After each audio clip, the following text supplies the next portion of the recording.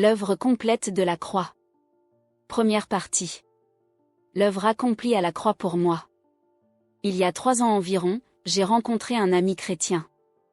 Nous avons d'abord parlé de choses et d'autres, puis notre conversation s'est portée sur les problèmes de l'Église en général. Mon ami disait que, comme une boutique bien approvisionnée, l'Église offrait aujourd'hui un étalage d'orientation et de thèmes des plus variés et des plus alléchants, au point que les croyants en perdaient la vision de la croix. Laissez-moi répéter ces paroles. L'Église offre aujourd'hui un tel choix d'activités et des thèmes de réflexion si intéressants que les croyants en oublient la vision de la croix. Cette pensée m'a saisi tant elle s'avère juste. En effet, l'Église offre une large panoplie d'enseignements sur les ministères de guérison et de délivrance, sur le chemin de la prospérité, comment être un bon père, un bon mari, ou encore comment réussir dans moult domaines. Ce n'est pas que je critique ces enseignements, j'ai moi-même enseigné sur presque tous ces thèmes, mais voyez-vous, aucun ne marche sans la vision de la croix. La croix est la seule source de grâce et de puissance dans l'épanouissement de tout enseignement. Si nous ne gardons pas la croix au centre, nous nous trouverons devant un réseau de principes éthiques et de règles auxquels il nous sera impossible d'être pleinement en accord. Le résultat habituel dans l'Église est que, ne pouvant vivre selon des principes si élevés, nous les avons graduellement abaissés à notre niveau. Mais ce niveau n'est pas celui du Nouveau Testament. C'est ce dont l'apôtre Paul traite dans 1 Corinthiens 2, 1-5. J'apprécie particulièrement les 2 premiers chapitres de cet épître, parce que Paul établit essentiellement la différence entre la sagesse de ce monde et le message de la croix. En évoquant la sagesse, il pensait particulièrement à la philosophie de son époque, c'est-à-dire la philosophie grecque.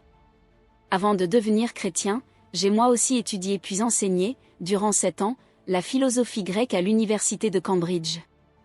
Je suis donc à même de comprendre la justesse des paroles de l'apôtre sur la philosophie grecque, et sur la philosophie et la sagesse humaine en général. Non seulement les écrits de Paul montrent qu'il avait une connaissance profonde de la philosophie grecque, mais également qu'il avait une grande connaissance dans l'enseignement du judaïsme de son époque. Pourtant, dans les versets ci-dessous, il fait une déclaration étonnante en disant « Je n'ai pas jugé bon de savoir autre chose parmi vous ». Voilà une déclaration inhabituelle pour n'importe qui, mais qui est plus étonnante encore pour les Juifs. Car il est une chose que ces derniers chérissent par-dessus tout, c'est la connaissance. Et d'entendre un homme juif à l'éducation si grande dire « Je suis déterminé à ne connaître aucune chose, sinon Christ », on se demande justement ce qui a pu le déterminer de cette manière. Lisons à présent 1 Corinthiens 2, 1-5. Pour moi, frères, lorsque je suis allé chez vous, ce n'est pas avec une supériorité de langage ou de sagesse que je suis allé vous annoncer le témoignage de Dieu. Car je n'ai pas jugé bon de savoir autre chose parmi vous, sinon Jésus-Christ, et Jésus-Christ crucifié. Moi-même j'étais auprès de vous dans un état de faiblesse, de crainte et de grand tremblement, ma parole et ma prédication ne reposent pas sur les discours persuasifs de la sagesse, mais sur une démonstration d'esprit et de puissance, afin que votre foi ne soit pas fondée sur la sagesse des hommes mais sur la puissance de Dieu. Il convient aussi d'évoquer le contexte historique qui nous est donné dans Actes 18. Le chapitre 17 nous fait le récit du ministère de Paul à Athènes, qui était la ville universitaire du monde à cette époque. Elle était le centre de la sagesse humaine et de la philosophie, et la source de ce que nous avons appelé par la suite l'humanisme. Paul, de manière plutôt surprenante, avait ajusté son discours à son auditoire. Il s'était adressé à la classe sociale et intellectuelle supérieure d'Athènes dans un discours empreint de termes philosophiques. Il a même cité un poète grec. Mais le résultat a été mince. Il est dit que quelques-uns ont cru. Je ne sais si Paul trouvait son message approprié ou non pour la circonstance, mais il a quitté Athènes pour se rendre à Corinthe, une large ville portuaire où toutes sortes de vices, comme la prostitution, l'homosexualité, l'immoralité et l'extorsion de biens de toutes sortes abondaient. C'est entre Athènes et Corinthe qu'il a pris la décision de ne plus considérer autre chose que Jésus-Christ, et Jésus-Christ crucifié. Le succès à Corinthe a été immense, toute la ville était en émoi. L'Évangile a eu un impact considérable et les historiens estiment qu'il y a eu environ 25 000 croyants dans la seule ville de Corinthe. C'était un résultat totalement différent de celui de la ville d'Athènes, et cela parce que le message prêché était Jésus-Christ crucifié.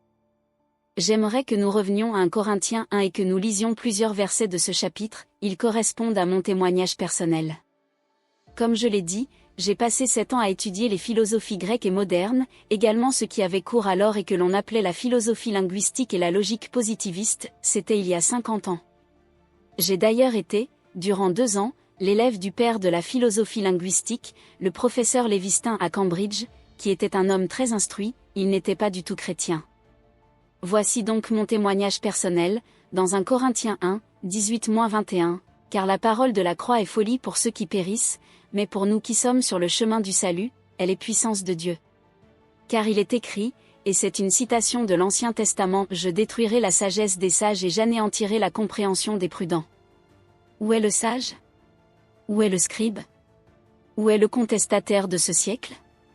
Dieu n'a-t-il pas frappé de folie la sagesse de ce siècle?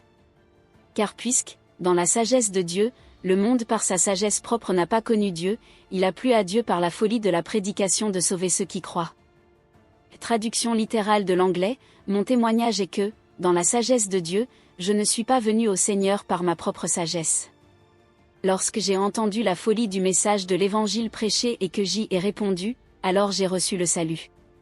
Croyez bien qu'il n'a pas été facile à un maître en philosophie de Cambridge de se rendre dans une église pentecôtiste et d'écouter la prédication d'un chauffeur de taxi.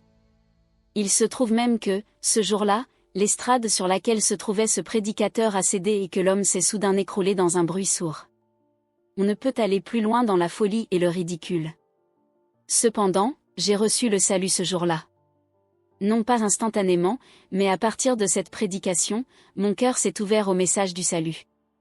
Je vous donne à présent 6 raisons pour lesquelles nous avons besoin de garder la vision de la croix au centre de notre vie, et pourquoi rien ne doit la déplacer du centre de l'Église en général et de notre vie en particulier. Il faut d'abord que j'explique ce que j'entends par la vision de la croix. Je sais que, pour certaines personnes, la croix est un morceau de bois ou de métal que l'on porte autour du cou ou que l'on expose sur le mur de l'église. Croyez bien que je ne critique personne, et que je peux parfaitement accepter cela. En fait, je me trouve parfois dans des milieux fortement chrétiens et je suis alors toujours heureux de voir quelqu'un porter une croix autour du cou, c'est un témoignage, un rappel silencieux dans cet environnement. En évoquant la croix, c'est le sacrifice de Jésus sur la croix, sa mort sacrificielle et tout ce qu'elle a accompli pour nous que je veux exprimer. Plutôt que de reprendre tous les termes de ce sacrifice, je les ai condensés en une expression qui est la croix. Les 6 raisons pour lesquelles nous avons besoin de garder la vision de la croix au centre de notre vie. 1. Le sacrifice unique et complet de Jésus sur la croix répond à chaque besoin de chaque homme. C'est ce que déclare Paul dans Hébreux 10h14, car par une seule offrande, il, Jésus ou Dieu, a rendu parfait à perpétuité ceux qui sont sanctifiés. L'auteur de l'épître aux Hébreux souligne que, par sa mort sacrificielle sur la croix, Jésus a pourvu de manière entière, parfaite et complète à chaque besoin de chaque être humain en tout temps et en tout lieu, et cela à jamais. Jésus n'aura plus jamais besoin d'accomplir ce sacrifice. Pour renforcer cette déclaration, l'auteur met en contraste, dans les versets précédents, les prêtres de l'Ancienne Alliance et Jésus en tant que souverain sacrificateur, qui s'est offert lui-même en sacrifice. Pour les prêtres de l'Ancienne Alliance, il n'y avait aucun repos, ils ne pouvaient jamais être assis, ils se tenaient continuellement debout en fonction, un sacrifice après l'autre. Quant à Jésus, après avoir présenté un seul sacrifice pour les péchés, il s'est assis à perpétuité à la droite de Dieu. Jésus s'est assis, car il n'aura plus jamais de sacrifice à accomplir. Par un sacrifice unique, il pourvoit à jamais et de manière parfaite à chaque besoin de chaque être humain. La nature de ce sacrifice a été décrite prophétiquement, dans Ésaïe 53, 700 ans avant sa réalisation par le prophète Ésaïe, l'expiation prévue par Jésus. Bien que Jésus ne soit pas nommé, il est le seul à répondre à la description du verset 6, « Nous étions tous errants comme des brebis, chacun suivait sa propre voie, et l'Éternel a fait retomber sur lui, Jésus, l'iniquité de nous tous. » Cela concerne l'espèce humaine entière, que l'on soit européen, américain, russe, asiatique ou africain, cela nous concerne tous. Tous, comme des brebis, nous étions errants, et chacun suivait sa propre voie. Nous nous sommes tous détournés de la voie divine pour suivre notre propre voie. C'est ce que la Bible nomme l'iniquité, et sa traduction la plus fidèle est la rébellion. Dieu a fait retomber sur Jésus la rébellion de toute l'espèce humaine. Ce mot « rébellion » englobe aussi toutes les conséquences néfastes et la punition pour cette rébellion. C'est pour cette raison que le sacrifice de Jésus est parfait. Car Dieu a fait retomber sur Jésus la rébellion de nous tous, toutes ses conséquences maléfiques et tous les jugements qui en découleraient. En termes simples, tout le mal qui aurait dû retomber sur nous l'a été sur Jésus, afin que tout le bien inhérent à l'obéissance parfaite du Fils de Dieu puisse nous être accordé. C'est simple. Tout le mal est retombé sur Jésus afin que tout le bien puisse nous être accordé. C'est l'œuvre complète accomplie par Jésus en un seul sacrifice. Dans Ésaïe 53, 10, le prophète élève encore d'un degré cette image et dit « Cependant, il a plu à l'Éternel de le briser par la souffrance, après s'être livré en sacrifice de culpabilité, il verra sa descendance et prolongera ses jours, et l'œuvre de l'Éternel prospérera entre ses mains. » Traduction littérale de l'anglais, ce passage contient une prédiction claire de la résurrection de Jésus lorsqu'il est dit « Il verra sa descendance et prolongera ses jours ». Cela ne pouvait s'accomplir sans sa résurrection. Il est dit aussi que Dieu a offert l'âme de Jésus en sacrifice de culpabilité ou de péché pour l'espèce humaine entière. Notre pensée, dans sa forme achevée et limitée, ne peut concevoir cela. Je crois personnellement que, lorsque Jésus était sur la croix, nos maladies et nos douleurs sont retombées sur son corps, et son âme parfaite et juste a été faite pécher par toute notre iniquité. Par ce sacrifice, il a ôté notre péché. La Bible adresse à l'homme un message unique et sûr. Il n'existe qu'un seul remède au péché, c'est le sacrifice. Chaque sacrifice sous l'ancienne alliance montre prophétiquement celui de Jésus sur la croix. Par ce sacrifice unique, Jésus a ôté le péché à jamais. L'étude de l'Épître aux Hébreux est importante pour comprendre comment les sacrifices sous l'ancienne alliance, répétés année après année, rappelaient le péché, mais ne pouvaient l'enlever. En ce qui concerne Israël, le jour des expiations était efficace pour une année seulement. Il n'enlevait pas le péché, il le couvrait. Il couvrait le péché pour l'année jusqu'au prochain sacrifice annuel. L'auteur de l'Épître aux Hébreux dit que Jésus, par son sacrifice, a ôté le péché, et que par conséquent il n'est nul besoin d'un autre sacrifice. Paul commente cela dans 2 Corinthiens 5h21 où il reprend la parole d'Ésaïe 53, 10. Selon la loi relative au sacrifice dans l'Ancien Testament, l'animal sacrifié était identifié au péché de la personne qui apportait le sacrifice. Lorsque Jésus a donc été sacrifié sur la croix, il a été identifié avec notre péché. Paul l'exprime de la manière suivante dans 2 Corinthiens 5h21, car Dieu a fait devenir péché pour nous celui qui n'a pas connu le péché, afin que nous devenions en lui justice de Dieu. Nous pouvons voir cet échange simple et profond. Dieu a fait devenir péché Jésus, afin que nous devenions justes dans sa justice. C'est le remède de Dieu pour le péché, il n'y en a pas d'autre. Je vous propose de vous approprier cette vérité et de répéter à haute voix les paroles suivantes, afin de mieux saisir la bénédiction qui en découle. Dieu a fait retomber mon péché sur Jésus, afin que je sois justifié dans sa justice. C'est si simple de remercier Dieu pour cela en disant merci, Seigneur. Voyons maintenant une autre déclaration de Paul dans Romains 8, 31-32 où, de nouveau, il souligne la plénitude du sacrifice de Jésus. Que dirons-nous donc à ce sujet? Si Dieu est pour nous, qui sera contre nous? Lui qui n'a pas épargné son propre Fils, mais qui l'a livré pour nous tous, comment ne nous donnera-t-il pas aussi tout avec lui, par grâce? Dieu nous a donné Jésus, et il nous donne toutes choses librement avec lui. C'est le second aspect du sacrifice de Jésus.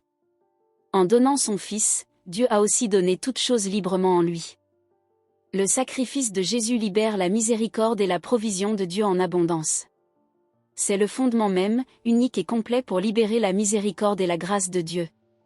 Il n'en existe aucun autre. Il est important de bien comprendre cela, car si vous vouliez recevoir la miséricorde et la grâce de Dieu sur un fondement autre que le sacrifice de Jésus sur la croix, Dieu ne vous répondrait pas, il s'agirait alors d'un fondement faux et non issu de la vérité, car Dieu est un Dieu de vérité. Nul ne peut s'approcher de Dieu sur le fondement de ses bonnes actions, justes ou pieuses, de ses mérites propres, de sa religiosité, de sa lignée illustre, de sa nationalité ou de ses talents, parce que Dieu ne se laisse pas impressionner par ces choses. Ces dernières ne peuvent libérer la miséricorde et la grâce de Dieu. Seul le sacrifice de Jésus le permet, lorsque sur la croix il est devenu péché en prenant notre péché, lorsqu'il est mort à notre place et est ressuscité d'entre les morts. Je voudrais vous inciter à ne jamais passer une seule journée sans méditer sur la croix, afin qu'elle devienne le centre de vos pensées, de votre action et de votre vie. Vous constaterez que, dès que la croix n'est plus à la bonne place, vous ne bénéficiez plus de l'abondance de la grâce de Dieu. Vous luttez de vos propres forces, vous hésitez, vous êtes perplexe, tout s'embrouille. Puis vous vous sentez coupable. Vous ne comprenez pas ce qui arrive dans votre vie, vous vous demandez quand les choses ont mal tourné. La réponse se trouve dans le fait que la croix a été déplacée du centre de votre vie. 2. Le sacrifice unique et complet de Jésus sur la croix donne accès à la grâce surnaturelle de Dieu. Au travers de la croix, la grâce surnaturelle de Dieu est libérée dans notre vie. Le christianisme n'est pas un catalogue de règles. C'est ce que je déclarais un jour lors d'une grande assemblée aux États-Unis. Je ne désirais pas particulièrement étonner mon auditoire en disant cela, mais tous ont été très surpris. Je pense qu'ils auraient été moins choqués si j'avais dit que Dieu n'existait pas. Cela m'est pourtant devenu évident au fil des ans. Le christianisme n'est pas un catalogue de règles ou de lois. Israël a reçu les lois données par Moïse il y a 14 siècles. Paul nous dit que la loi est parfaite, juste, sainte et bonne. On ne peut améliorer la loi mosaïque, mais elle demeure une loi. Eût-elle suffi, il n'aurait pas été nécessaire à Jésus de venir. Parmi les chrétiens, et cela me fait sourire, certains parlent sans cesse de la grâce, et ce sont eux qui, pourtant, la connaissent le moins. Je pense à des personnes qui disent par exemple que nous ne sommes plus sous la loi et qui échafaudent leurs propres règles religieuses, un échafaudage parfois bien complexe. Laissez-moi vous dire que, chers frères et sœurs, si la loi de Moïse n'a pas réussi, la loi des baptistes, des pentecôtistes ou des catholiques ne réussira pas mieux. On ne pourra pas améliorer la loi de Moïse. Pourtant, la loi mosaïque n'a pas réussi. Non qu'elle ait été mauvaise, mais parce que l'homme est incapable de la garder à cause de la faiblesse de sa nature charnelle. Voici ce que dit Paul dans Galates 3, 11-12. Et que nul ne soit justifié devant Dieu par la loi, cela est évident, car le juste vivra par la foi. Or, la loi ne provient pas de la foi, mais celui qui mettra ces choses en pratique vivra par elles. Paul dit donc que nul homme ne peut parvenir à la justice avec Dieu par la loi. Les traducteurs ont bien mis l'article défini là devant loi, car il se référait à la loi de Moïse. Mais cela est vrai pour toute loi, nul ne peut parvenir à la justice de Dieu en observant la loi, quelle qu'elle soit. Aucune loi ne rend l'homme capable de parvenir à la justice de Dieu. Ce n'est pas le chemin pour devenir juste devant Dieu. Je comprends que vous soyez surpris. Cette déclaration, reprise sous une forme ou une autre dans le Nouveau Testament, est souvent ignorée des chrétiens. Il doit y avoir au moins une douzaine d'endroits dans le Nouveau Testament où il est dit, d'une façon ou d'une autre, qu'on ne peut jamais atteindre la justice de Dieu en gardant un ensemble de règles. Beaucoup pensent, si je garde les règles, tout ira bien pour moi. Mais cela ne va pas. Dieu ne peut accepter ce qui ne produit pas le résultat qu'il attend. En fait, c'est le résultat inverse qui se passe. Les personnes prenant grand soin d'observer la loi deviennent légalistes, quelle que soit la section de l'Église ou la dénomination qu'elles fréquentent, elles se disent que nos lois sont justes et nous sommes justes parce que nous les observons. Ceux qui fréquentent telle ou telle autre section ou dénomination de l'Église, et qui n'observent pas nos lois, ne peuvent pas être justes. Ainsi, le légalisme tend à diviser l'Église en différents groupes selon le catalogue spécifique de lois que chacun observe. Quel est le but de la croix, et comment en profiter ? Je vais expliquer quelque chose qui est facile à dire, mais pas souvent facile à vivre. Le but de la croix nous mène au bout de la sagesse et de la force propre à l'être humain, et nous montre que l'une et l'autre ne nous sont d'aucun avantage. C'est en constatant la limite de soi, de la sagesse et de la force humaine que l'on peut enfin commencer à entrer dans la grâce de Dieu. Beaucoup d'entre nous traversent à cet instant des difficultés et des situations stressantes et se demandent ce que Dieu fait. La réponse est que ce dernier, avec douceur et fermeté, vous mène à la fin de vous-même, jusqu'à ce que vous constatiez que le meilleur en vous ne peut lui convenir et qu'il vous faut dégager quelque chose qui vient entièrement de Dieu, et qui est assez bon pour lui. Retournons au passage de 1 Corinthiens 1, 22-25 que j'aime particulièrement. Il est possible que Dieu, d'une certaine façon, m'a préparé à enseigner cette forme de vérité en me permettant de me vautrer dans la philosophie.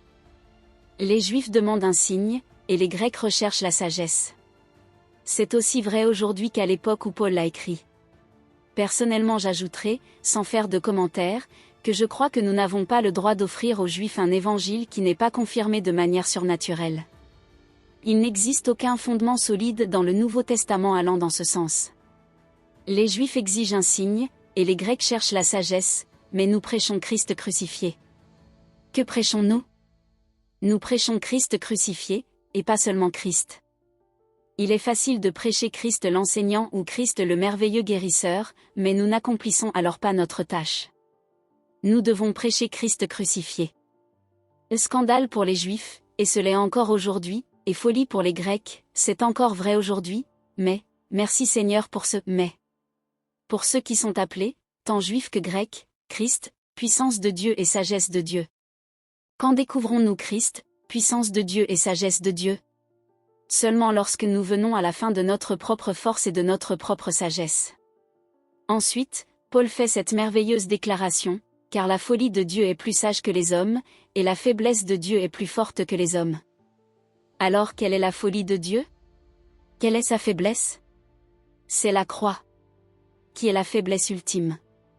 Il ne se trouve rien de plus faible qu'un homme exposé et agonisant sur une croix. Et c'est folie complète que Dieu ait envoyé son Fils, l'unique homme parfait, dans le monde, et qu'il ait permis qu'il meure comme un criminel. C'est donc entièrement folie et entièrement faiblesse. Cependant, lorsque nous arrivons à l'instant précis dans notre vie où nous sommes justes, à la fin de toute notre intelligence, de toute notre sagesse, de toute notre force et de toute notre justice, alors nous faisons la merveilleuse découverte de la croix, plus forte que la force humaine et plus sage que la sagesse humaine. Et je le répète, en tant qu'ancien professeur de philosophie, je trouve ces paroles véridiques, sans exagération et rigoureusement exactes. Par la croix, la faiblesse de Dieu est plus forte que notre force et la folie de Dieu est plus sage que notre sagesse. Mais il est difficile pour l'homme de lâcher prise, d'abandonner sa force et sa sagesse. Nous voulons nous y accrocher. Nous avons du mal à abandonner notre ancien vêtement, même pour en revêtir un nouveau. Nous désirons le nouveau, mais en même temps, nous ne voulons pas abandonner l'ancien. Il en est ainsi de la sagesse et de la force, je veux celle de Dieu, mais je ne veux pas abandonner les miennes. Dieu n'agit pas sur un tel fondement.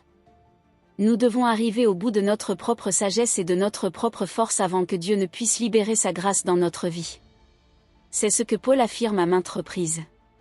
Avez-vous remarqué combien de chrétiens s'intéressent à la première épître aux Corinthiens, parce qu'elle concerne les dons de l'esprit, mais que très peu passent du temps à étudier la seconde, parce que son thème est la faiblesse et la souffrance? Ce n'est pas un thème très populaire.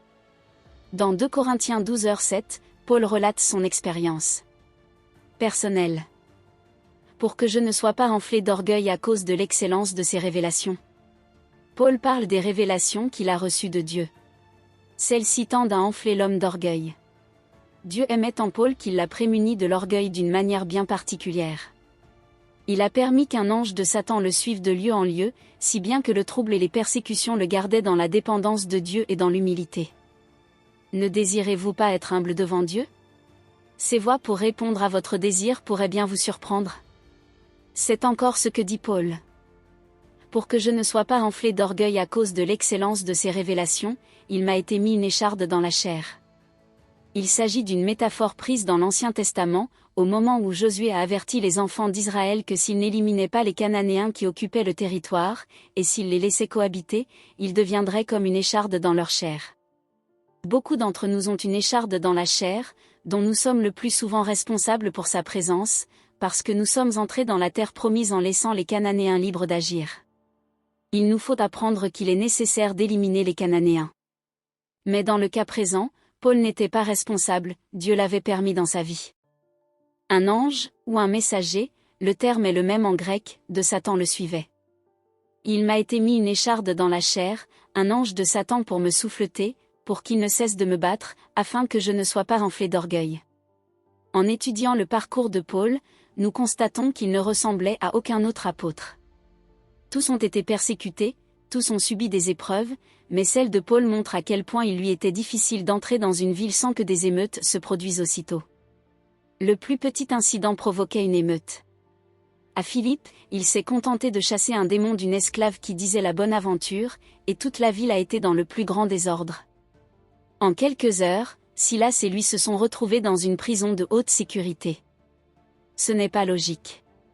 Une telle situation ne pouvait s'expliquer par aucun raisonnement juste. Mais il y avait cet ange de Satan qui œuvrait contre Paul. Partout où ce dernier se rendait, la foule réagissait. Avec Paul, on se trouvait soit devant une émeute, soit face à un réveil. Ou encore les deux. Je dois dire que je trouve que l'Église aurait besoin d'un peu plus d'émeute pour voir un peu plus de réveil.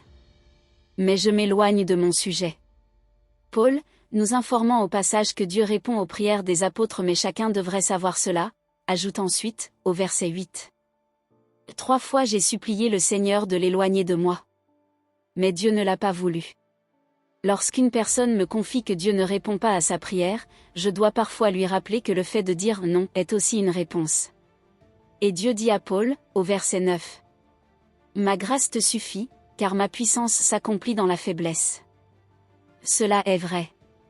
Quand nous agissons de notre propre force, comment les gens peuvent-ils identifier la puissance de Dieu? Ils ne peuvent pas la voir. Mais lorsque nous arrivons au bout de nos propres forces, et que pourtant nous avons encore des forces, nous savons que c'est la puissance de Dieu. Alors, la force de Dieu s'accomplit parfaitement dans ma faiblesse. Il est important de garder au fond de soi et de dire à haute voix. La force de Dieu s'accomplit parfaitement dans ma faiblesse. Dès à présent, vous êtes heureux d'être faible. Le Seigneur a entendu cette confession de foi. Dans 6 mois, vous regretterez peut-être de m'avoir écouté. J'ai souvent parlé au sujet de la confession à haute voix, et vous savez sans doute l'importance que j'attache à cette forme de proclamation de la foi. Pourtant, je n'avais jamais recommandé que l'on fasse cette confession. Je trouvais moi-même difficile d'y parvenir et cela m'a pris des années. Voici ce que dit Paul à ce sujet, dans 2 Corinthiens 12, 9-10, c'est pourquoi je me glorifierai donc bien plus volontiers de mes faiblesses, afin que la puissance de Christ repose sur moi. C'est pourquoi, je me plais dans les faiblesses, dans les outrages, dans les privations, dans les persécutions, dans les angoisses, pour Christ, en effet, quand je suis faible, c'est alors que je suis fort. Faire une telle confession de foi, c'est s'engager délibérément. L'apôtre ne dit pas « je tolère, j'endure les faiblesses, les outrages » ou « je supporte par la grâce », mais il affirme « je me plais dans les faiblesses, les privations, les persécutions, les besoins ». Pourquoi? Parce qu'il a appris à lâcher prise. Lorsque l'on se trouve au bout de sa propre force, de sa propre sagesse, de ses propres ressources, alors Dieu libère sa grâce. La grâce commence là où la capacité humaine se termine. Vous ne serez pas le canal de la grâce divine tant que vous pourrez œuvrer par vos propres forces. Cependant, lorsque vous arrivez au point que vous ne pouvez plus agir de vous-même, bien qu'il faille continuer l'œuvre entreprise, alors vous êtes prêt à recevoir la grâce de Dieu. Voyons une autre confession de foi de Paul dans Galates 2h20. Il est intéressant de noter le nombre de fois que Paul confesse sa foi. Je vous invite à rechercher dans le Nouveau Testament une confession négative faite par n'importe quel apôtre. Je ne pense pas que vous en trouviez une seule. C'est un bien grand exemple pour nous. On peut traverser l'Église aujourd'hui et entendre même ses ministres faire moult confessions négatives comme « je n'y arrive pas »,« je ne me sens pas l'envie de le faire », ou encore « je le désire, je le voudrais, mais je ne peux pas le faire ». Ce n'était pourtant pas le langage des apôtres. Non qu'ils aient été pleins de confiance en eux-mêmes, mais plutôt parce qu'ils étaient parvenus à la fin de leur propre force.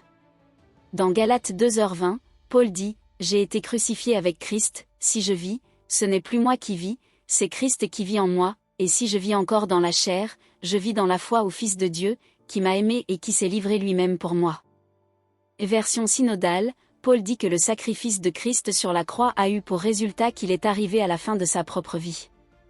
Lorsqu'il s'est trouvé devant la croix, Paul est mort, et maintenant ce n'est plus lui qui vit, mais Christ qui vit en lui. Je voudrais vous mettre au défi de faire cette même confession de foi. Cependant, ne répétez ces paroles à haute voix que si vous en avez le profond désir. Je suis crucifié avec Christ, néanmoins je vis, et cependant ce n'est plus moi qui vis, mais Christ qui vit en moi, et la vie que je vis maintenant dans la chair, je la vis par la foi du Fils de Dieu, qui m'a aimé et s'est livré lui-même pour moi. Version anglaise All King James. Vous constaterez que certaines versions de la Bible changent. Ce n'est pas sur ma foi que je m'appuie, parce que lorsque Jésus vient faire sa demeure en vous, c'est avec sa foi. Je crois que c'est là que se trouve la clé de la sainteté dans le Nouveau Testament. On parle peu de sainteté dans l'Église contemporaine. Pourtant, la Bible dit que sans sainteté, nul ne verra le Seigneur. La sainteté dans l'Ancien Testament consistait à observer un catalogue de règles compliquées. Dans Lévitique 11h44, Dieu dit « Vous serez saints, car je suis saint ». 1 Pierre 1h16 reprend cette citation, « Soyez saints, car je suis saint ». Mais la différence est qu'il ne s'agit pas d'observer un catalogue de règles. La sainteté, dans le Nouveau Testament, s'acquiert en mourant et en laissant Christ vivre sa vie au travers de vous. C'est un processus constant, ce n'est plus moi, c'est Christ. Ce n'est pas en s'efforçant, en luttant contre soi-même, mais en se donnant, en lâchant prise. Ce n'est pas par l'effort, mais par l'union avec Christ. Cela me rappelle l'histoire d'une dame pieuse, très admirée pour la vie sainte qu'elle menait. Un jour, un croyant lui dit, « Ma sœur, comment faites-vous lorsque vous êtes tentée ?» Et elle de répondre, « Quand le diable frappe à ma porte, je laisse Jésus répondre. » Tout est dit. Pas moi, mais Christ. Non pas ce que je peux faire par mes propres efforts, mais en m'abandonnant à Christ, en laissant Christ agir en moi, au travers de moi et pour moi. L'image du CEP et des sarments que nous lisons dans Jean 15h1, 4-5 illustre parfaitement ce thème lorsque Jésus dit « Je suis le vrai CEP, et mon Père est le vigneron ». Laissez-moi m'arrêter un instant pour vous offrir cette observation, ne laissez jamais un être humain vous émonder. Une seule personne a l'habilité et la sensibilité pour le faire, et c'est le Père. Il existe des églises où les responsables veulent vous émonder. Ne vous soumettez à aucun émondage humain, car ce serait douloureux et l'on retrancherait probablement bien des jeunes sarments utiles. C'est par expérience que je vous partage cela, non par théorie. Dieu le Père est le vigneron. Il sait comment émonder. Notre travail, en tant que responsable et enseignant du peuple de Dieu, n'est pas dans l'émondage, mais dans le fait d'aider les gens à se soumettre à l'émondage de Dieu et en partageant avec eux ce processus. Reprenons ce que Jésus dit dans Jean 15, 4-5, « Demeurez en moi, comme moi en vous. » De même que le sarment ne peut de lui-même porter du fruit, s'il ne demeure sur le CEP, de même vous non plus, si vous ne demeurez en moi. Moi, je suis le CEP, vous les sarments. Celui qui demeure en moi, comme moi en lui, porte beaucoup de fruits, car sans moi, vous ne pouvez rien faire. Avez-vous déjà vu un sarment s'efforçant tout seul à porter du fruit? Est-il capable de prendre et de tenir ses bonnes résolutions? C'est impossible, simplement parce que la vie du CEP doit circuler dans le sarment. Cette parabole nous montre en fonction les trois personnes de la divinité. Le Père est le vigneron, Jésus est la vigne et l'Esprit Saint est la sève. Cette dernière monte du CEP dans les sarments, et de même, vous portez ainsi le fruit de l'Esprit. Le simple terme « fruit » montre qu'il ne faut faire aucun effort. Aucun arbre ne produit de fruits avec beaucoup d'efforts, comme aucun chrétien ne peut porter du fruit avec ses propres efforts. Il nous faut arriver au point où nous cessons de nous débattre. Dans un certain sens, c'est cesser de faire nos bonnes œuvres, non seulement nos péchés, mais aussi tout ce que nous pensons pouvoir accomplir par nos propres efforts, et céder à Jésus. Alors nous dirons avec Paul ces paroles de Philippiens 4h13, « Je puis tout par celui qui me fortifie. » Et voici ma propre version, « Je peux tout faire au travers de celui qui m'en donne la force intérieure. » Pour cette raison, nous avons besoin de la croix, parce qu'elle seule libère la grâce de Dieu. Nous pouvons avoir toutes les règles, tous les principes et tous les saignements nécessaires, mais nous ne pourrons rien faire sans la grâce de Dieu libérée à travers la croix. En fait, si vous ne savez pas comment libérer la grâce de Dieu dans votre vie, vos problèmes ne feront que s'aggraver. Vous finirez par tout abandonner en disant « Je n'y arrive pas, ça ne sert à rien. » Et c'est juste. Vous ne pouvez pas y arriver, ni vous ni moi. Une seule personne le peut, et son nom est Jésus, c'est seulement possible lorsque vous lui permettez de vivre sa vie en vous. Lorsque nous nous soumettons à la croix et parvenons finalement à la fin de nous-mêmes, alors il peut enfin agir en abondance. Si nous ne faisons pas toutes choses parfaitement la première fois, il ne nous rejette pas, mais il dit, « C'était un bon essai, mais tu t'es trompé ici, recommençons ensemble encore une fois. » Il est si patient. Je suis chrétien depuis plus de 50 ans maintenant, et lorsque je pense à toutes les erreurs que j'ai commises, tous les chemins où je me suis fourvoyé, je suis encore aujourd'hui étonné par la manière dont Dieu a veillé sur moi et m'a gardé dans sa main. Si vous êtes un chrétien plus jeune que moi, ne désespérez pas. Il peut être sévère, il peut vous corriger, il peut faire certaines choses dans votre vie que vous ne comprenez pas. Mais il ne vous abandonnera jamais. Certains ont des souvenirs amers de l'enfance avec des parents qui ne les comprenaient pas ou ne leur montraient pas leur amour. Rappelez-vous que vous avez à présent un autre Père, et que son nom est Dieu. Il est patient, compréhensif et doux. Mais il est ferme dans tout ce qu'il dit. 3. C'est par la croix que la confirmation surnaturelle de Dieu est libérée pour la prédication. 1 Corinthiens 2 versets 4 à 5, ma parole et ma prédication ne reposaient pas sur les discours persuasifs de la sagesse humaine. Dans un autre passage, Paul rapporte les propos tenus contre lui, on le critiquait aussi pour son apparence physique chétive et le manque d'éloquence dans ses discours. Il n'était pas un grand orateur. Pierre, au contraire, semblait l'être. Il parlait avec facilité. En lisant ces deux épîtres, nous constatons la beauté et l'aisance dans l'expression. D'une manière générale, il est dit que Paul était petit, les jambes arquées et qu'il était tout à fait quelconque. Il ne s'appuyait ni sur son éloquence ni sur sa sagesse. Il n'avait qu'un seul appui, celui de l'Esprit Saint qui apportait la confirmation surnaturelle au message qu'il prêchait. Voyez-vous, ce n'est que lorsque nous sommes parvenus à la fin de nous-mêmes, que nous n'avons plus de ressources, que nous n'avons plus de cartes à jouer et que nous persistons à professer notre foi que Dieu commence à libérer sa puissance surnaturelle. Revenons au verset cité plus haut. Ma parole et ma prédication ne reposaient pas sur les discours persuasifs de la sagesse, mais sur une démonstration d'esprit et de puissance. Notez que le Saint-Esprit peut être manifesté. Il est invisible, mais il peut être manifesté dans ses actes. Nous ne pouvons le voir, mais nous avons la possibilité de voir les signes et les miracles qu'il accomplit. C'est l'attestation personnelle de Dieu du message prêché. Puis Paul dit: afin que votre foi ne soit pas fondée sur la sagesse des hommes, mais sur la puissance de Dieu. Encore une fois, au regard de l'enseignement philosophique que j'ai reçu autrefois, j'apprécie fort ce verset.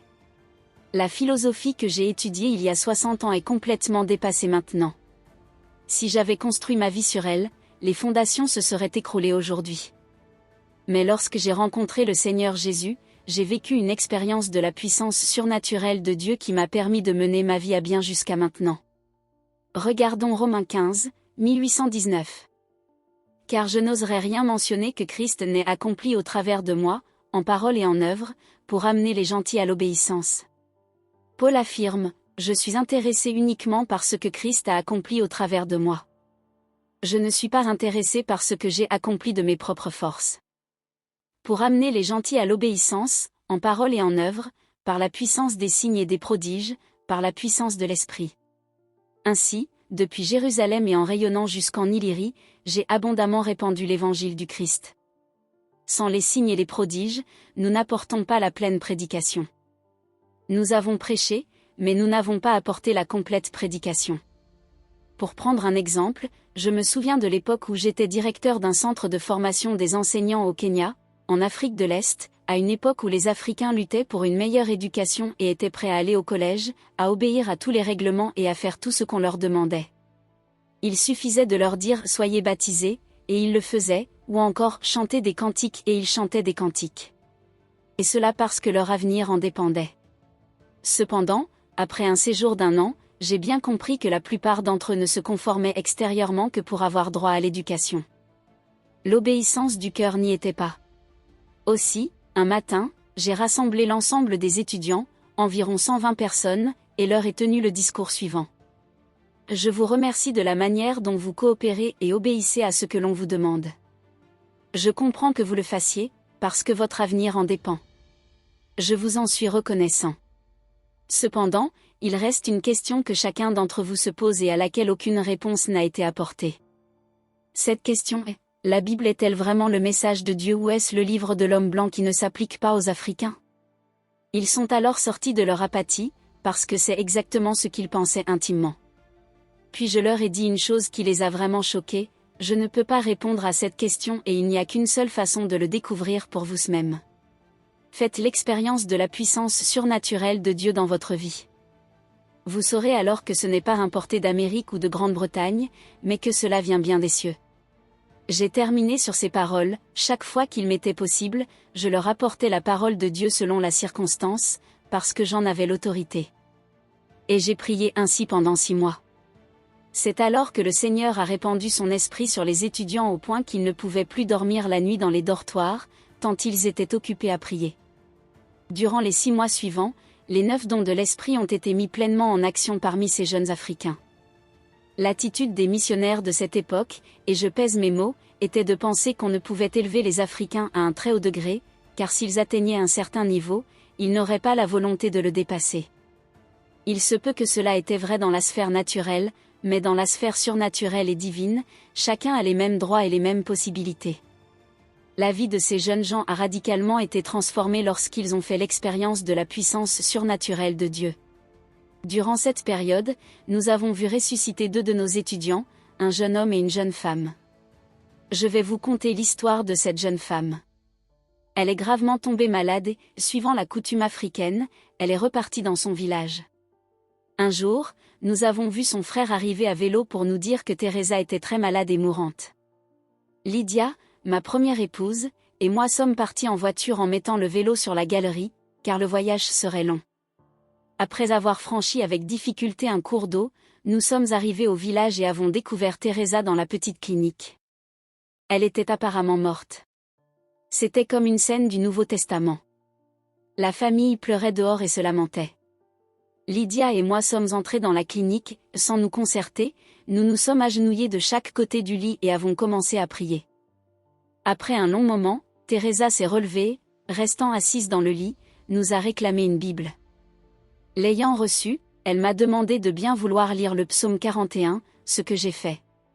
Nous ne comprenions toujours pas. C'est alors qu'elle nous a dit que lorsqu'elle était morte, son esprit avait quitté son corps pour aller dans un lieu rempli de lumière brillante où un homme lisait le psaume 41. Elle voulait donc savoir ce qu'il contenait. Voilà qui crée l'obéissance venant du cœur. 4. Le sacrifice unique et complet de Jésus sur la croix est le seul fondement pour la défaite de Satan. La croix est le seul fondement de la défaite totale de Satan. Notre ennemi aimerait que nous ne découvrions jamais cela, il fera tout ce qui est en son pouvoir pour que nous ne nous approprions pas cette vérité et pour que nous ne l'appliquions pas de manière pratique dans notre vie. Au travers de la croix, Christ a administré à Satan une défaite irrévocable, permanente et complète. L'ennemi ne peut changer cela. Il s'en est rendu compte trop tard. Car lorsqu'il a obtenu la mort de Jésus sur la croix, il a signé sa propre défaite. Depuis, il tente de masquer ce fait aux yeux de l'Église. C'est pourquoi, si vous luttez contre Satan dans votre vie et dans une situation particulière sur un tout autre fondement que le fait que Jésus l'a vaincu par la croix, vous allez au-devant d'un échec. L'ennemi est plus fort et plus malin que nous ne le sommes avec notre propre sagesse et notre force. Par le ministère de délivrance dans lequel le Seigneur m'a conduit durant plus de 30 années maintenant, j'en suis rapidement venu à constater que les démons ne sont pas impressionnés par notre théologie ou par notre dénomination. Vous pouvez leur dire que vous êtes pentecôtiste, baptiste ou presbytérien, ils n'en ont cure. Mais si vous les chassez sur le fondement du sacrifice parfait de Jésus sur la croix, alors croyez-moi, ils le savent et ils tremblent. J'ai vu à maintes occasions des démons trembler lorsqu'ils étaient confrontés à la réalité de la défaite de Satan à la croix. Je désire vous apporter une réflexion que je ne peux développer entièrement ici, mais que le Saint-Esprit peut vous communiquer. Lisons Colossiens 2 versets 13 à 15, « Vous qui étiez morts par vos offenses et par l'incirconcision de votre chair, il, Dieu le Père, vous a rendus à la vie avec lui, Jésus-Christ le Fils, en nous faisant grâce pour toutes nos offenses, il a effacé l'acte rédigé contre nous et dont les dispositions nous étaient contraires. Il l'a supprimé, en le clouant à la croix.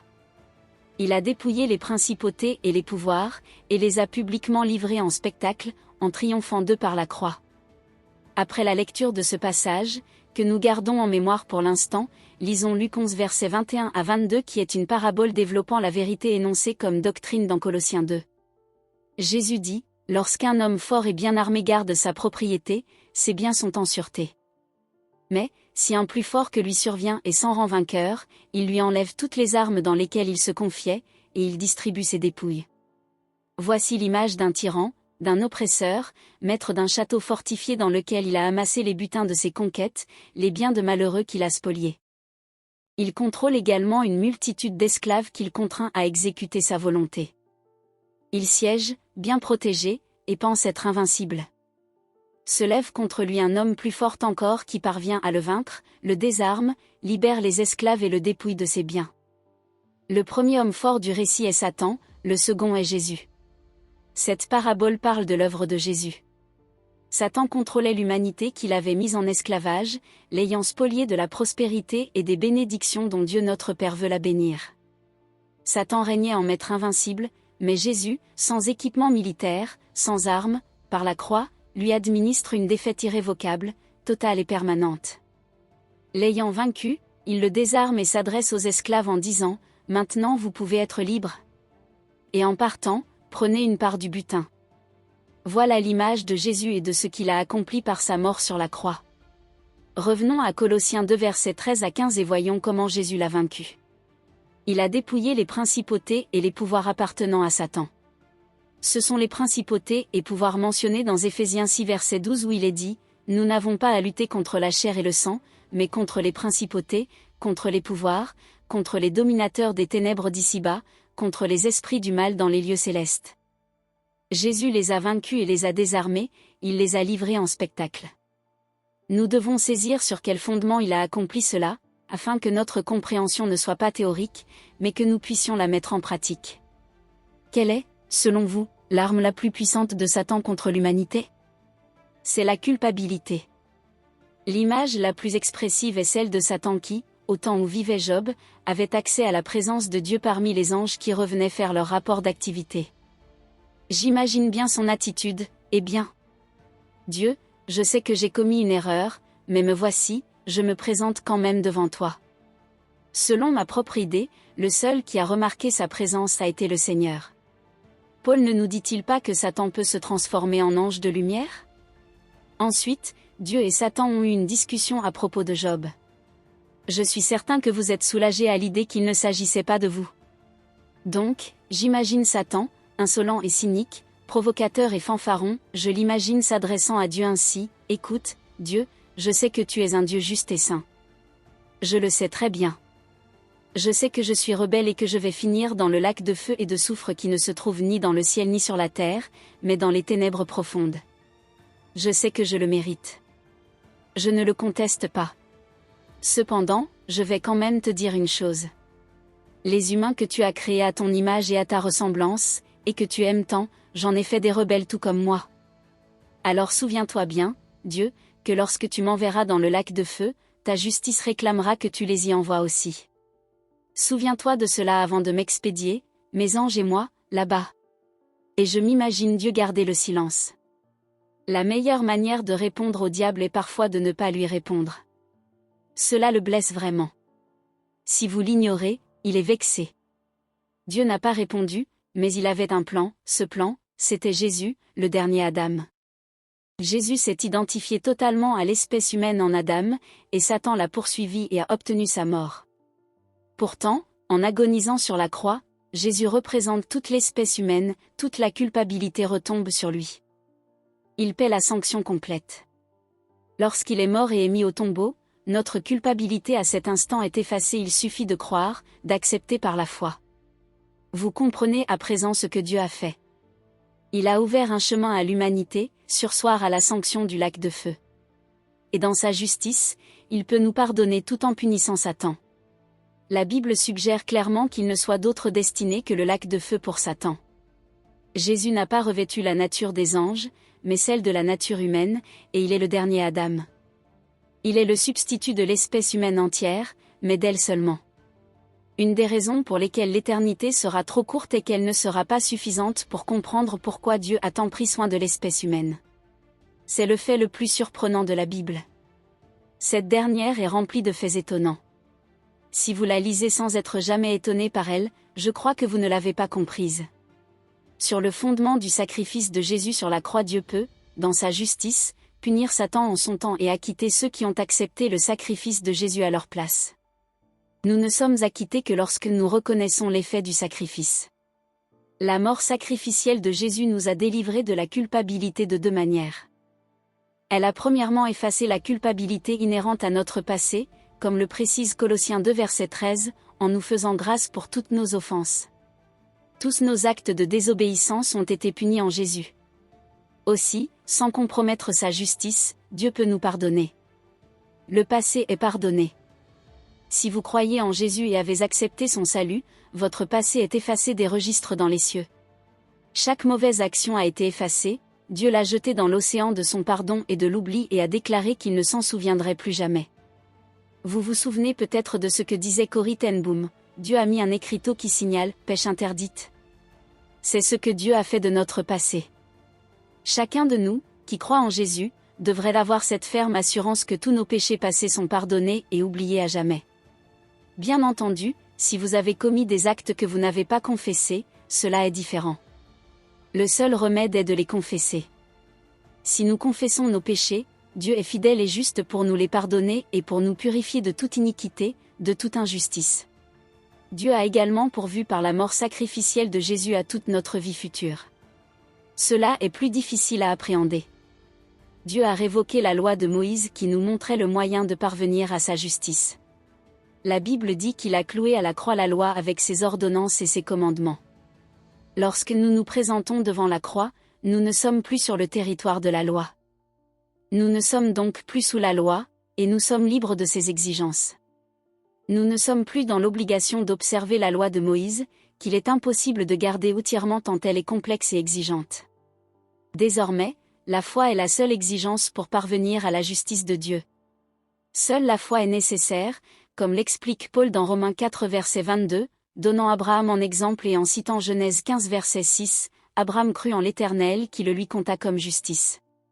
C'est sa foi qui lui a été comptée comme justice. Paul ajoute, dans Romains 4 versets 22 à 25, c'est pourquoi sa foi lui, Abraham, fut comptée comme justice. Mais ce n'est pas à cause de lui seul qu'il est écrit, cela lui fut compté, c'est aussi à cause de nous, à qui cela sera compté, nous qui croyons en celui qui a ressuscité d'entre les morts Jésus notre Seigneur, livré pour nos offenses, et ressuscité pour notre justification. Si nous croyons donc en la mort sacrificielle et en la résurrection de Jésus, nous appartenons à la même catégorie qu'Abraham. Il s'est livré à la mort à cause de nos offenses. Il a payé le prix et est ressuscité d'entre les morts pour notre justification, afin de nous en attribuer la vertu. La justice nous est comptée sur le fondement de notre foi tout comme elle a été comptée pour Abraham. En effet, Abraham n'a pas gagné la justice de Dieu en observant les œuvres de la loi, car il n'était même pas sous la loi. De même, ce ne sont pas nos œuvres bonnes, mais notre foi qui nous sera comptée comme justice. La foi est le seul fondement de la justice reconnue par Dieu. Si je comprends bien, Dieu ne nous permet pas d'ajouter quoi que ce soit à cette condition. Ce n'est pas la foi, et quelque chose en plus, comme la foi plus la loi, la foi plus l'Église, la foi plus le baptême ou la foi plus les bonnes œuvres, c'est la foi seule. C'est cette grande redécouverte qui a fait la réforme. Je ne pense pas qu'elle en a de nouveau découvert tous les aspects, mais elle s'est réappropriée celui-là en particulier. C'est uniquement par la foi que nous pouvons être considérés justes par Dieu, parce que Dieu a abrogé la loi mosaïque comme condition pour atteindre toute justice. Il n'y a aucune autre loi à ajouter. De nombreuses fois, j'ai vu des croyants étonnés par cette vérité, qui est la vérité centrale de l'Évangile. Ces personnes croient l'Évangile, mais n'ont pas compris cela. Éphésiens 2 versets 14 à 15 offre un autre aspect de l'œuvre de Jésus sur la croix, car c'est lui notre paix, lui qui des deux, les Juifs et les gentils, n'en a fait qu'un, en détruisant le mur de séparation, l'inimitié. Il a dans sa chair annulé la loi avec ses commandements et leurs dispositions. Christ a aboli dans sa chair, par sa mort, la loi avec ses commandements, ce faisant, il a aboli l'inimitié. La loi, voyez-vous, n'apporte pas la paix, mais l'inimitié. L'hostilité existe entre les Juifs et les non-Juifs depuis 3500, voire 4000 ans. Les uns disent qu'observer leur tradition les rend justes, les autres affirment qu'ils sont tout aussi justes en ne l'observant pas, et peut-être meilleurs. La loi apporte aussi l'inimitié entre Dieu et l'homme, car lorsque nous nous plaçons sous la loi, à la moindre défaillance nous devenons ennemis de Dieu. Aussi, pour que nous parvenions à sa justice, Dieu a révoqué les exigences de la loi mosaïque. Et il dit ici la loi des commandements, qui consiste en ordonnance, version Darby. Si vous regardez la version en français courant, il dit très clairement ses commandements et ses règlements. Cela me fait penser à une personne en train de se noyer. Elle aperçoit une planche de bois qui flotte et s'y agrippe. Cette planche est la loi. Si elle la lâche, la personne va se noyer. À la vérité, il faut se noyer et refaire surface, c'est l'œuvre de la croix. La planche n'est pas d'un grand secours. La clé pour parvenir à la justice divine est donc la foi. Nous en avons un exemple dans Luc 22 versets 31 à 32. Jésus avertit Pierre qu'il le reniera 3 fois au cours de cette même nuit et il ajoute, « Simon, Simon, Satan vous a réclamé pour vous passer au crible comme le blé. Mais j'ai prié pour toi. Quelle est la prière de Jésus? A-t-il prié pour que Pierre ne le renie pas? Non. Afin que ta foi ne défaille pas. Ce que Jésus dit à Pierre, c'est, Pierre, tu vas faire un tas de mauvaises choses, cependant, si tu continues de croire en moi, je t'aiderai. Quel encouragement pour Pierre! De même, si nous persévérons dans la foi, Dieu nous aidera à traverser l'épreuve quelle qu'elle soit. Il peut s'agir de problèmes ou de défaites personnelles, dans ces circonstances, notre foi nous est continuellement comptée comme justice. En regardant la vie d'Abraham, nous nous rendons compte qu'il a commis un certain nombre de mauvaises actions. Il a, entre autres choses, laissé emmener sa femme dans un harem païen. C'est loin d'être une bonne chose. Dieu n'approuvait pas cela, pourtant la foi d'Abraham en Dieu, durant tout ce temps, a continué à lui être comptée comme justice. Si vous pouviez comprendre cela dans votre propre vie, vous seriez soudain soulagé. Ce n'est pas que Dieu nous encourage à mal agir, mais si nous recherchons sincèrement à faire ce qu'il nous demande, même si nous agissons mal parfois, notre foi nous est toujours comptée comme justice. Il suffit de persévérer dans la foi. Dieu nous rend capables d'être libérés de la culpabilité par le sacrifice de Jésus sur la croix. Satan ne peut plus nous accuser à cause de la croix. C'est ce qu'expriment les versets de Romains 5 versets 1 et 8 verset 1. Étant donc justifiés par la foi, nous avons la paix avec Dieu. Il n'y a donc maintenant aucune condamnation pour ceux qui sont en Christ Jésus. Aucune condamnation. Non pour ceux qui observent la loi, mais pour ceux qui sont en Jésus-Christ. L'Épître aux Romains est comme un cheminement qui commence au chapitre 1 et va jusqu'au 8. Ce chapitre est la destination à atteindre lorsque notre vie est contrôlée par l'Esprit de Dieu. Cette destination, c'est l'union éternelle et inséparable avec Jésus-Christ. Le verset 1 du chapitre 8 est l'unique porte pour entrer dans la victoire, il n'y a donc maintenant aucune condamnation. Si vous êtes sous la condamnation, vous ne pouvez vivre selon Romains 8. La plupart des chrétiens retombent sans cesse sous la condamnation et perdent la victoire. Ils n'ont pas appris le fondement leur permettant d'être libérés de toute condamnation. Lisons Apocalypse 12 verset 10. Nous avons, dans ce passage qui décrit le moment où Satan et ses anges sont précipités sur la terre, une image précise de notre ennemi. Certains croyants pensent que cet événement s'est déjà produit. Personnellement, je crois que cela se produira dans l'avenir, mais je ne désire pas en débattre. Il nous est dit qu'après cela, Jean a entendu dans le ciel une voix forte qui disait, « Maintenant est arrivé le salut, ainsi que la puissance et le règne de notre Dieu, et l'autorité de son Christ. Car il a été précipité, l'accusateur de nos frères, celui qui les accusait devant notre Dieu jour et nuit. » Si cette scène est à venir, ce que je pense, elle nous indique où se trouve Satan et ce qu'il est en train de faire. C'est l'accusateur, il est en train d'accuser les frères devant Dieu, il nous accuse. C'est la raison pour laquelle nous vivons d'impressions et de sentiments si sombres, si pessimistes et si variables. Une atmosphère de culpabilité nous environne et il faut que nous apprenions à nous en dégager. Pourquoi Satan nous accuse-t-il sans cesse? Quel est son but et que veut-il nous prouver? Il veut que nous nous sentions constamment coupables. Alors, me direz-vous, pourquoi Dieu ne l'arrête-t-il pas? Je pense que la réponse de Dieu est qu'il nous a donné le pouvoir de le faire. Il ne veut pas faire pour nous ce que nous pouvons faire nous-mêmes. Le verset suivant nous indique comment faire, ils l'ont vaincu. Il existe un conflit direct entre le peuple de Dieu et Satan. Ils l'ont vaincu. Certains croyants aiment à nous dire que Satan ne cause aucun problème aux chrétiens. Ce n'est pas vrai, et ce n'est pas selon les Écritures. Ils l'ont vaincu par le sang de l'agneau et de la parole de leur témoignage. Voici le sens de ce verset. Nous vainquons Satan lorsque nous témoignons personnellement de ce que le sang de Jésus fait pour nous à travers la parole de Dieu. Sous l'Ancienne Alliance, les Juifs ont sacrifié l'agneau pascal qui les a prémunis contre le jugement, et ils ont aspergé de sang le linteau de la porte à l'aide d'une branche d'hysope. Pour cela, ils ont trempé l'hysope dans le sang, ont aspergé le linteau de la porte et ont été sauvés. Pour nous, le sang de Jésus a déjà été répandu. Christ, notre Pâque, a été sacrifié. Son sang est à notre disposition. Comment l'appliquons-nous, ou en avons-nous besoin? La branche d'hysope, c'est notre témoignage. Par notre témoignage, nous appliquons le sang là où nous vivons. Nous pouvons ainsi vaincre Satan par notre témoignage personnel, lorsque nous déclarons ce que la Bible dit concernant le pouvoir du sang de Jésus accomplissant son œuvre dans notre vie. La Bible, à maints endroits, dit que nous sommes rachetés par le sang de Jésus et arrachés de la main de Satan. Elle affirme que le sang nous purifie de tout péché, et que nous sommes sanctifiés par le sang de Jésus. Mon épouse, Ruth 1, et moi-même faisons régulièrement ensemble, à haute voix, la proclamation suivante, qui est une application d'Apocalypse 12 verset 11. Je vous encourage à faire de même, mon corps est le temple du Saint-Esprit, racheté, purifié et sanctifié par le sang de Jésus.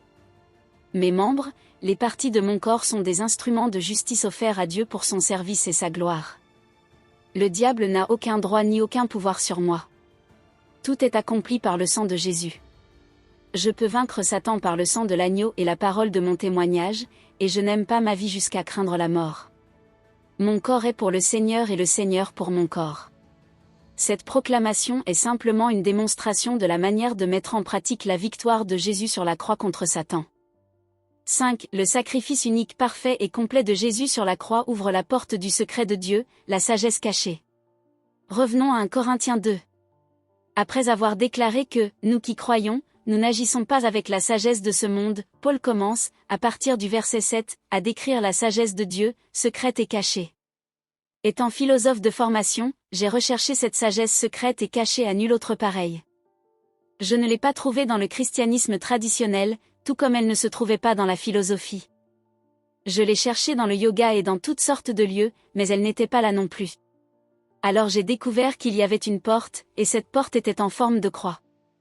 En passant par la croix, de l'autre côté se trouve la sagesse secrète et cachée de Dieu. Il n'est pas de plus grande joie que de trouver la sagesse secrète et cachée de Dieu. Lisons 1 Corinthiens 2 versets 6 à 10. Cependant, c'est une sagesse que nous prêchons parmi les parfaits, les croyants formés à la parole, sagesse qui n'est pas de ce siècle, ni des princes de ce siècle, qui vont être réduits à l'impuissance. Nous prêchons la sagesse de Dieu, mystérieuse et cachée, que Dieu avait prédestinée avant les siècles, pour notre gloire. Si cela ne vous rend pas joyeux, c'est que vous ne l'avez pas encore compris. Dieu a préparé une sagesse secrète et cachée afin de nous mener à sa gloire. Le Dieu de toute éternité a un plan pour nous mener à elle, et celui-ci est contenu dans la sagesse secrète et cachée. La porte est la croix. Si vous passez par elle, vous entrez dans la sagesse secrète et cachée de Dieu. Puis Paul continue, aucun des princes de ce siècle ne l'a connu, car s'il l'avait connu, il n'aurait pas crucifié le Seigneur de gloire. Le chemin est la croix. Mais, comme il est écrit, l'œil n'a pas vu, l'oreille n'a pas entendu, il n'est pas monté au cœur de l'homme tout ce que Dieu a préparé pour ceux qui l'aiment. Nous ne découvrons pas la sagesse divine avec nos sens, avec notre raison ou avec notre imagination. Paul dit, mais Dieu nous révèle cela par l'Esprit. Car l'Esprit sonde tout, même les profondeurs de Dieu. Lorsque nous passons par la porte, qui est la croix, le Saint-Esprit commence alors par nous révéler ce que nous ne pourrions trouver par notre raisonnement ou notre imagination, mais seulement par révélation. L'Esprit Saint honore la croix. Vous ne pouvez vous approcher sur aucun autre fondement que la croix. Lorsque vous faites de la croix votre centre de vie, alors l'Esprit Saint vient en disant, « Cette personne m'intéresse ».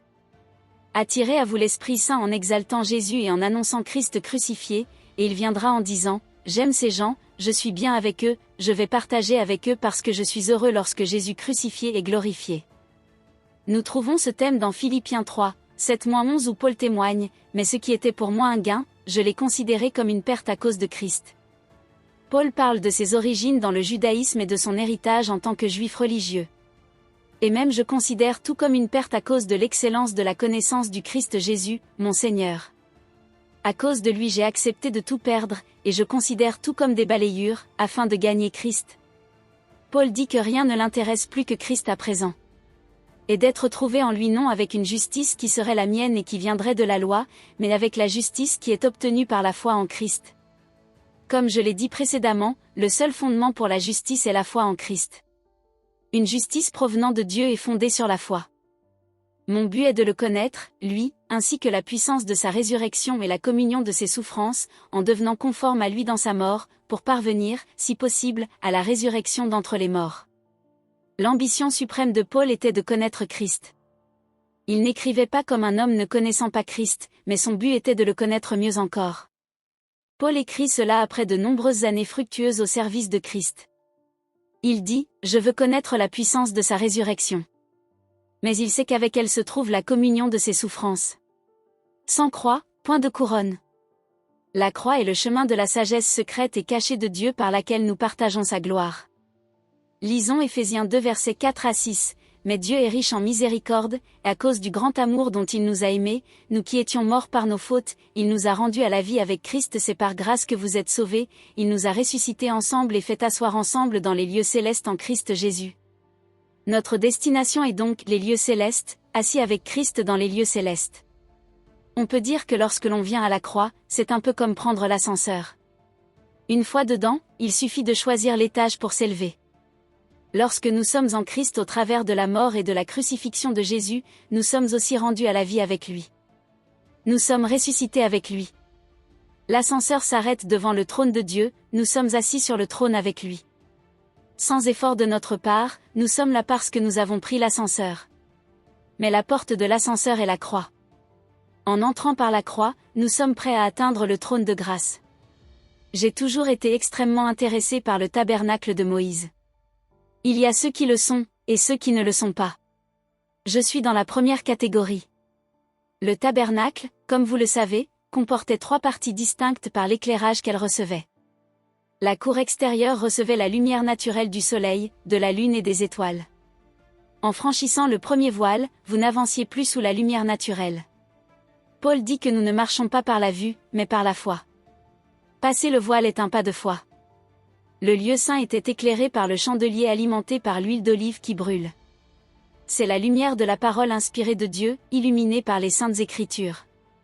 Mais ce n'est pas la destination finale. Franchir le premier voile et entrer dans le lieu saint, c'est la résurrection. Mais franchir le second voile, c'est l'ascension. Après le second voile dans le lieu très saint, vous êtes sur le trône.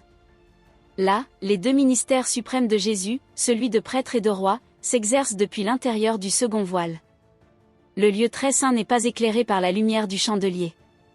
En effet, si l'on entre à l'intérieur, il n'y a aucune source de lumière, c'est le noir total.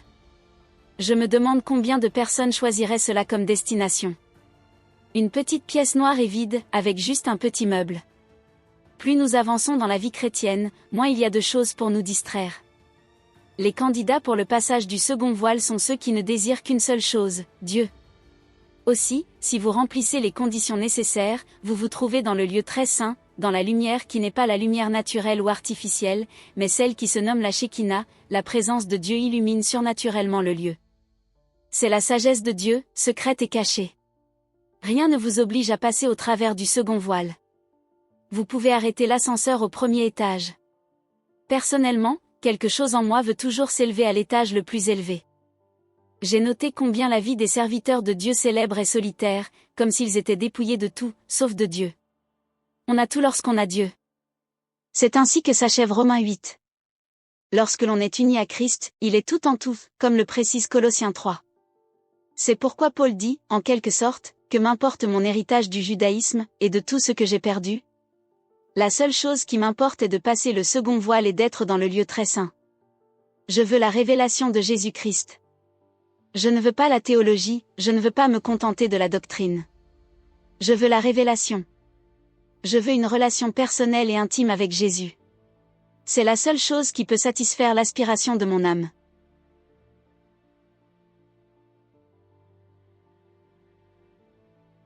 « 6. Le sacrifice unique et complet de Jésus sur la croix exprime l'amour parfait de Dieu pour l'homme.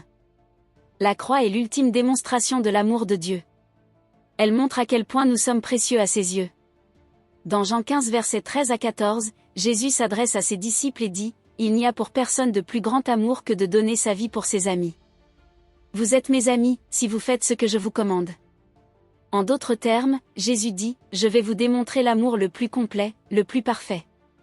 Je vais donner ma vie en sacrifice pour vous. » La démonstration suprême de l'amour d'une personne pour une autre, c'est sa volonté à sacrifier sa vie pour elle.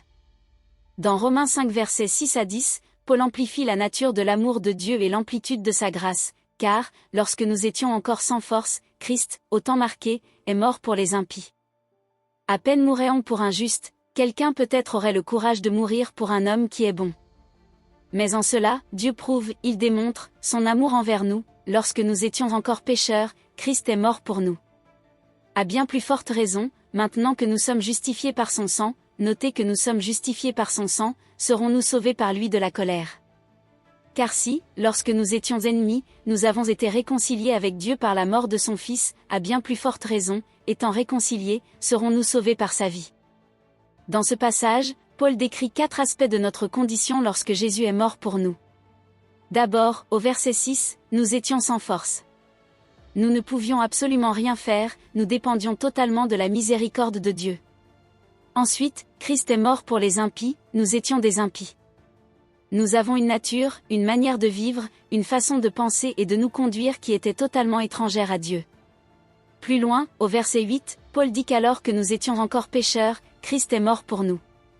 Alors que nous étions désobéissants, rebelles, ne cherchant en aucune manière à plaire à Dieu. Finalement, au verset 10, Paul dit que nous étions ennemis de Dieu, jusqu'à ce qu'il nous réconcilie avec lui.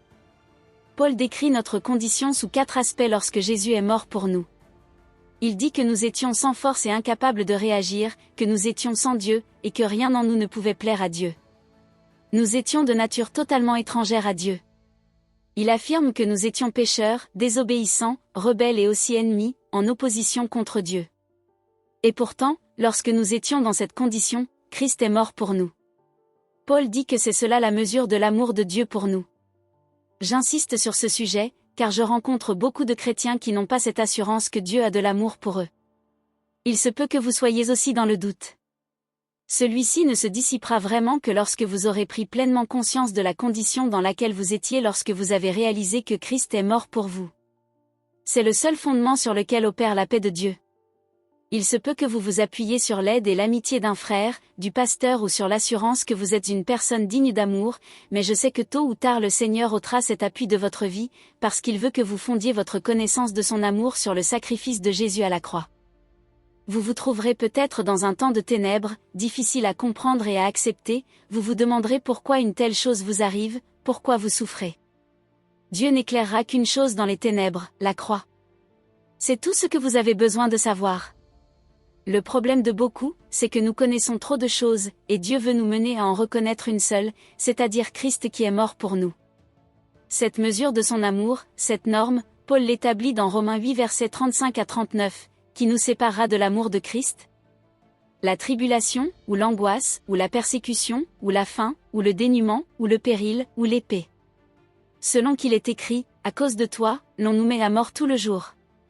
On nous considère comme des brebis qu'on égorge. C'est ainsi que parle le peuple de Dieu.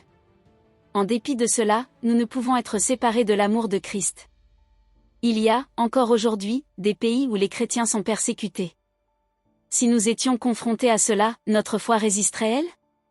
La réponse à cette question révèle notre condition spirituelle. Et rien n'exclut qu'une telle situation n'advienne un jour dans notre pays. Mais dans toutes ces choses, nous sommes plus que vainqueurs par celui qui nous a aimés. Car je suis persuadé que ni la mort, ni la vie, ni les anges, ni les dominations, ni le présent, ni l'avenir, ni les puissances, ni les êtres d'en haut, ni ceux d'en bas, ni aucune autre créature ne pourra nous séparer de l'amour de Dieu en Christ Jésus, notre Seigneur. Nous atteignons ici le sommet du pèlerinage, l'union inséparable et éternelle avec Jésus dans son amour. C'est la destination vers laquelle tendaient les chapitres 1 à 8 de l'Épître aux Romains. La première démonstration à travers la croix est l'amour de Dieu, la seconde est notre valeur. Pourtant, nous avons si peu le sens de notre valeur. C'est une caractéristique négative que je rencontre souvent au sein du corps de Christ. Là encore, le fondement pour connaître notre valeur est la croix. Si je désirais par exemple mettre ma maison en vente, je l'évaluerais d'abord. Je dirais qu'elle vaut 420 000 $. Mais je sais pertinemment qu'aucun acheteur ne la prendrait au-dessus de 368 000 $. La valeur de ma maison est donc ce dernier montant, que l'acheteur paierait pour l'obtenir. De même, notre valeur n'est pas ce que nous l'estimons nous-mêmes, elle est l'estimation du prix que Dieu est prêt à payer pour nous. Le prix qu'il a payé est le sang de Jésus. Dans Actes 20 verset 28, Paul s'adresse ainsi aux responsables des églises, « Prenez donc garde à vous-même, et à tout le troupeau, au milieu duquel l'Esprit Saint vous a établi surveillant pour paître l'assemblée de Dieu, laquelle il a acquise par le sang de son propre Fils. » C'est le sang de Dieu qui a servi au rachat de l'Église, le sang de Dieu au travers de Jésus. Pierre dit, et beaucoup d'entre nous l'ignorent en fait, dans une Pierre 1 verset 18 à 19, vous savez en effet que ce n'est point par des choses périssables, argent ou or, que vous avez été rachetés de la vaine manière de vivre, héritée de vos pères, mais par le sang précieux de Christ, comme d'un agneau sans défaut et sans tache. Sans défaut veut dire sans le péché originel, et sans tache signifie sans péché personnel. L'agneau de Dieu, sans péché, est parfait. Lévitique 17 verset 11 précise que de la vie, ou l'âme, de la chair est dans le sang. Dieu dit, je vous l'ai donné sur l'autel pour racheter vos âmes. Ésaïe 53 verset 12 dit, il a répandu, il a livré sa vie, ou son âme, à la mort. Lorsque Jésus a versé son sang sur la croix, il a donné sa vie, son âme en échange du prix du rachat de toute l'humanité. L'Écriture dit, dans le livre des Psaumes, que Dieu a pourvu en abondance à la rédemption. Le prix a dépassé la somme nécessaire, une vie parfaite et divine a valu pour toutes les vies de toute l'humanité à travers tous les âges de l'histoire. Cette vie a payé le prix plein et entier pour nous racheter de la main du diable. Nous sommes rachetés, dit la Bible, par le sang de Jésus. Le psaume 107 verset 2 évoque cette confession de foi en disant, que les rachetés de l'Éternel le disent, ceux qu'il a rachetés de la main de l'adversaire. Nul n'a sa rédemption sans l'avoir confessée, car c'est en la proclamant qu'elle devient réalité personnelle, je suis racheté par le sang de Jésus, de la main de l'adversaire.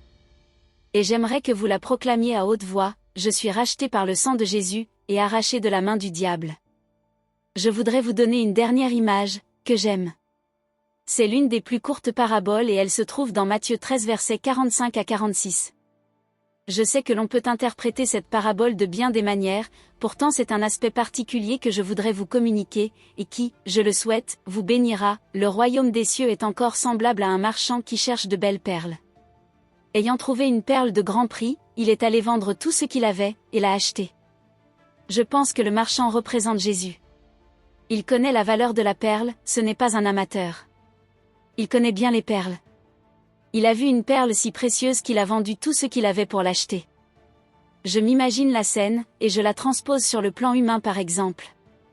Je m'imagine ce marchand rentrant à la maison. Sa femme lui demande, « Pourquoi rentres-tu du bureau à pied ?» Et lui, de répondre, « J'ai vendu la voiture. »« Mais pourquoi as-tu fait cela ?»« Oh. Mais j'ai aussi vendu la maison. »« Tu as vendu la maison ? Il va falloir retourner à la ferme. » J'ai aussi vendu la ferme. J'ai vendu tout ce que je possédais. Tu as tout vendu ? Mais pourquoi ? Parce que j'ai découvert quelque chose dont la valeur dépasse tout cela. Qu'est-ce que c'est ? Et le marchand d'ouvrir la main en disant, « Regarde cette perle, elle vaut le prix de tout ce que j'ai donné. » Cette perle, c'est vous. Une âme humaine. Et même s'il n'y avait eu qu'une seule âme à sauver dans toute l'humanité, Jésus serait mort pour votre âme. Cette perle dans la main du Seigneur, c'est vous et vous pouvez entendre le Seigneur vous dire, « J'ai donné tout ce que j'avais pour te racheter. C'est ce que tu vaux pour moi. Je ne veux plus jamais t'entendre me dire que tu ne vaux pas grand-chose, parce qu'à mes yeux tu es précieux. J'ai donné tout ce que j'avais. Tu es si belle et si parfaite. Je connais la valeur des choses. Tout ce que j'ai donné pour ton rachat n'atteint pas le montant de la valeur que tu as à mes yeux, cette perle dans ma main. » Mon frère, ma sœur, si vous pouviez appréhender cela et y croire, votre vie en serait transformée. Votre valeur est le prix que Dieu a payé pour vous. Ne laissez pas le monde vous dicter son système de valeurs, parce qu'il peut vous sous-estimer, vous valez le prix que Dieu a payé pour vous. Vous pouvez simplement le remercier, et dire « Merci, Seigneur », le remercier et l'adorer, et en l'adorant, cela deviendra réel pour nous.